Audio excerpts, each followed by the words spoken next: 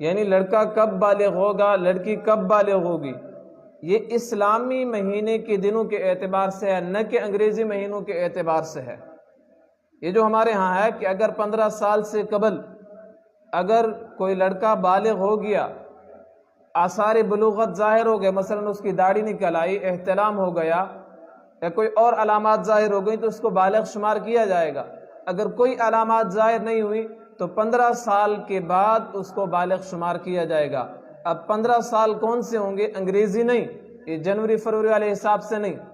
اس سے اعتبار سے اسلامی مہینے کے اعتبار سے جب 15 سال کا بنے گا